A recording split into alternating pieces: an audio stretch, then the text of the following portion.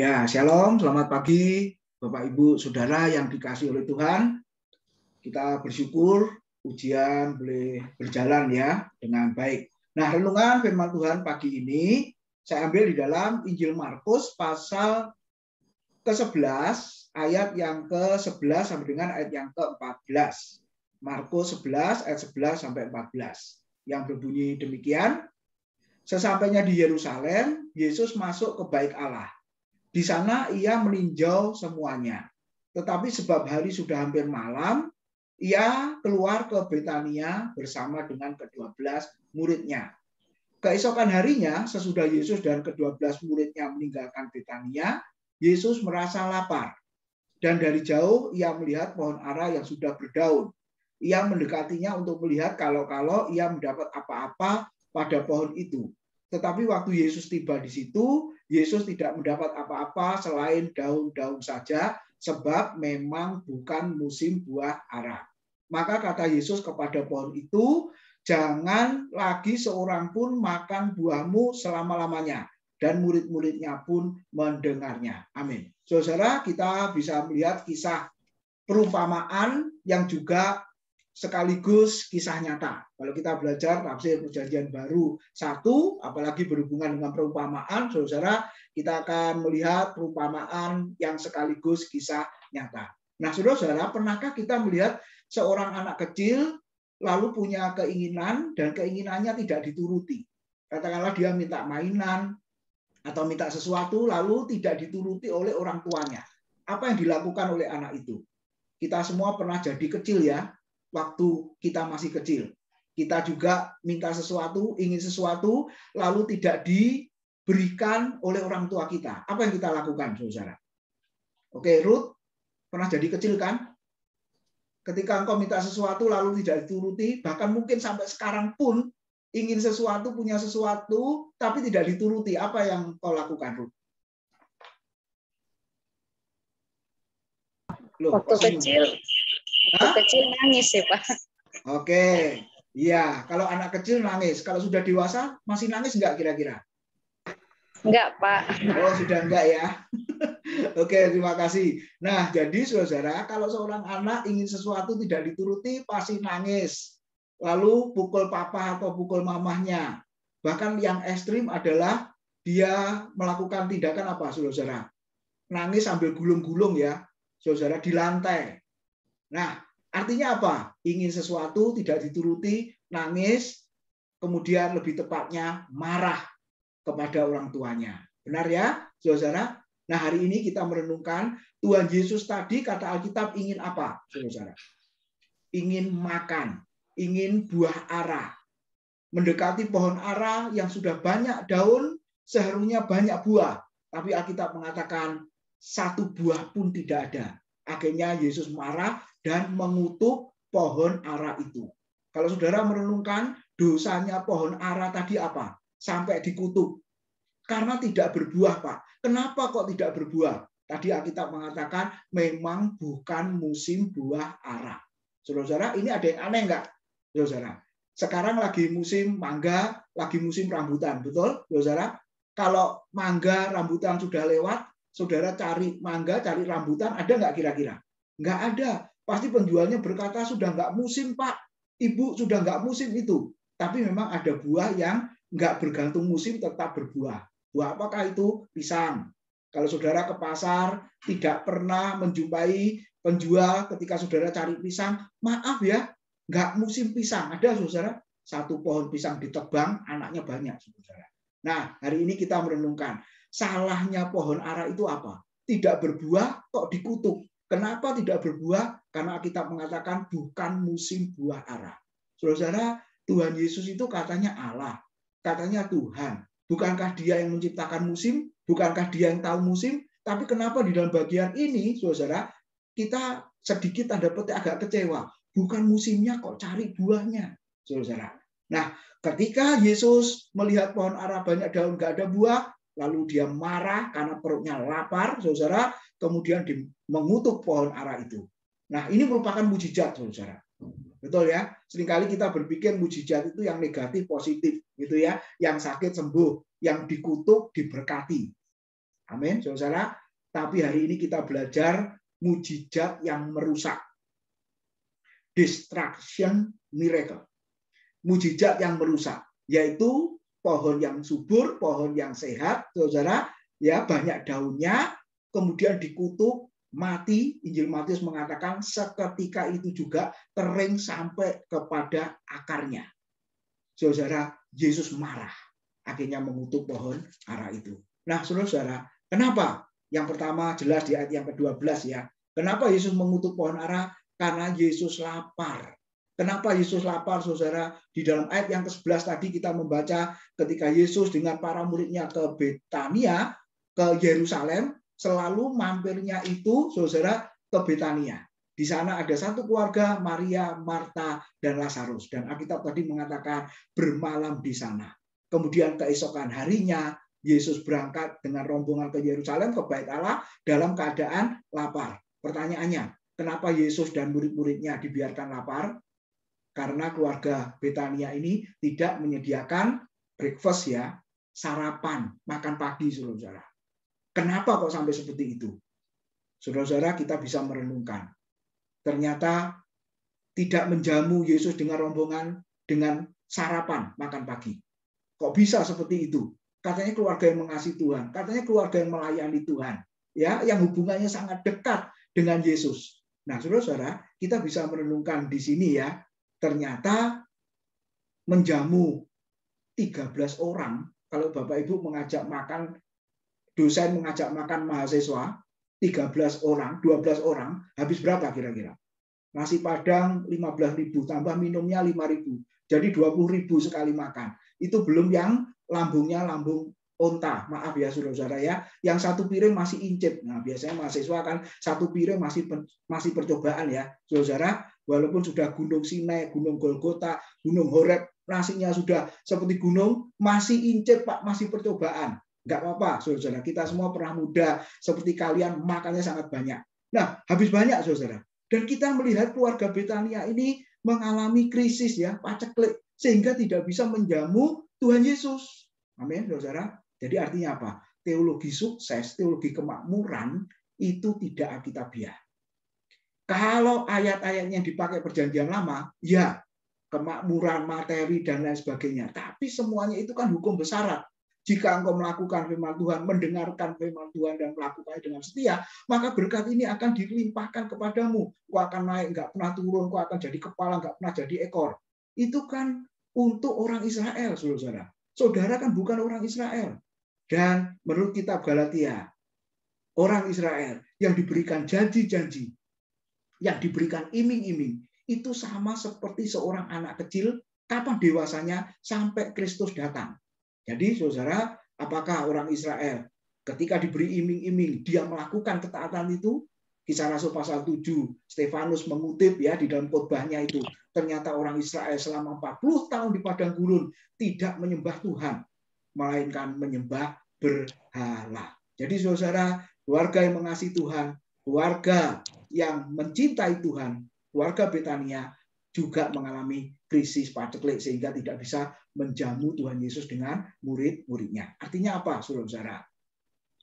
Walaupun kekurangan, walaupun mengalami krisis, walaupun mengalami penderitaan, tapi keluarga ini tetap menyambut Yesus, melayani Yesus dengan penuh sukacita.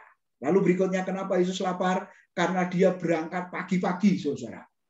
Dari Betania menuju ke Yerusalem. Kenapa kok datang pagi-pagi sampai dibelain perut lapar, saudara-saudara? Karena waktu dia sampai ke Yerusalem, ke Bait Allah, supaya tidak terlambat. Amin. Dulu waktu kegiatan kita konsep mesti datang ke kampus ya. Ada yang terlambat enggak kira-kira? Bahkan asrama yang satu tempat dengan kampus bisa terlambat, saudara.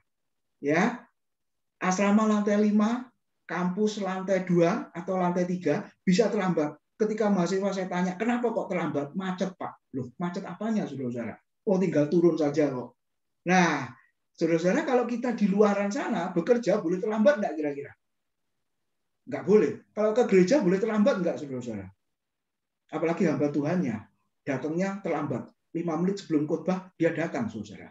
Nah, Yesus mengajarkan contoh yang sangat sederhana, sangat praktis. Dia berangkat pagi-pagi tadi kata Alkitab, menuju Yerusalem, pelayanan di bait suci. Kenapa, saudara? Supaya dia tidak terlambat. Apalagi acara kita virtual. Bisa terlambat, saudara? Boleh terlambat, saudara? Mulai tadi jam berapa? 8.15. Yang sudah join berapa? Hanya 15. Sisanya kemana? Terlambat. Oleh sebab itu pagi ini yang dengar khotbah, bertobatlah. Karena kerajaan surga sudah dekat. Saudara, kecuali memang menyebabkan terlambat, tidak bisa diubah, ya, tidak bisa akhirnya terlambat. Tapi hari ini kita belajar secara praktis. Yesus mengajarkan pada kita, perutnya lapar karena berangkat pagi-pagi supaya ke bait suci tidak terlambat. Lalu yang berikutnya, kenapa Yesus lapar? Menunjukkan bahwa dia adalah manusia yang sejati, yang sama dengan kita, tapi bedanya adalah without sin, dia tanpa dosa. Ibrani 4 ayat 15. Lalu alasan yang kedua. Yang pertama, Yesus mengutuk pohon ara karena dia lapar. Yang kedua, saudara, ayat yang ke-13 dikatakan karena pohon ara itu tidak berbuah. Kenapa kok tidak berbuah? Karena bukan musim buah ara. Mari saudara kita merenungkan, memikirkan bagian ini ya. Kenapa kok tidak berbuah? Karena memang bukan musimnya. Banyak daun, biasanya banyak buah. Tapi kenapa kali itu banyak daun, satu buah pun tidak ada? Nah, saudara, kalau kita, Bu Wahyu sudah ke Israel ya.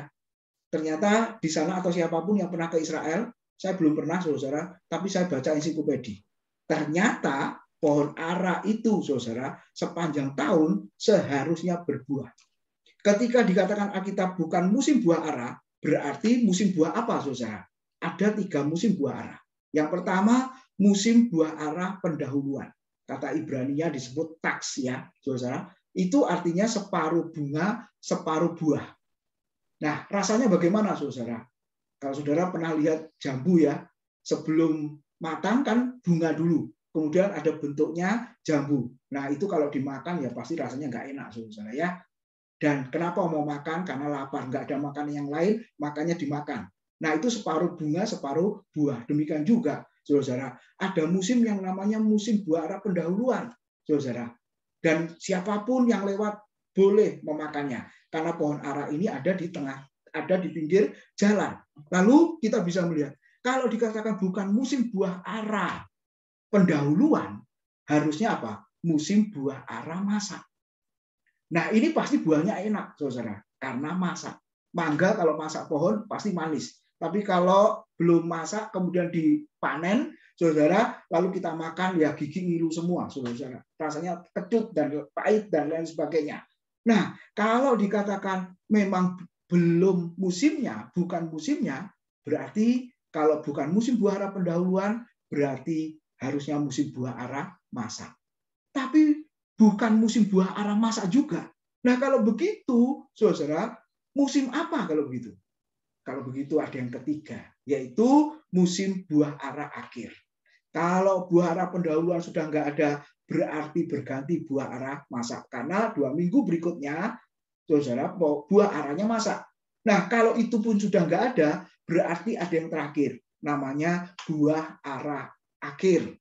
Dan itu rasanya pasti lebih enak. Ya, saudara, tapi itu tadi kalau di konteks kita pasti rebutan dengan codot ya, kelelawar itu, saudara. Kenapa? Karena itu yang enak. Nah, Bapak Ibu coba kita renungkan. Ketika Alkitab mengatakan pohon ara itu tidak berbuah karena memang bukan musimnya, berarti saudara lihat, bukan musim buah ara pendahuluan, berarti musim buah ara masak. Itu pun nggak ada buahnya.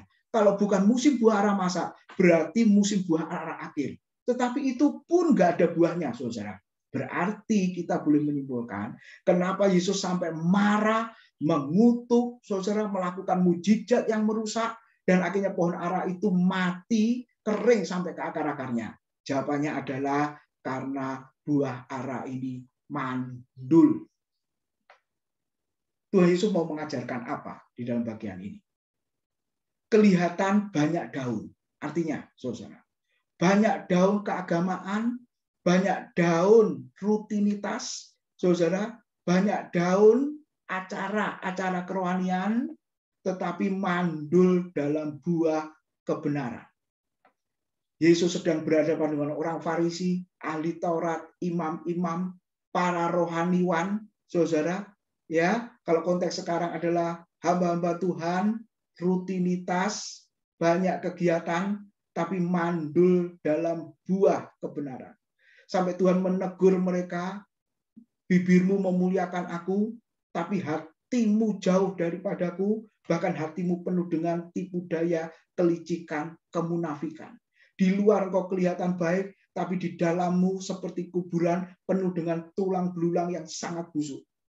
Nah, Bapak Ibu Saudara yang dikasihi oleh Tuhan, kita boleh merenungkan di dalam bagian ini.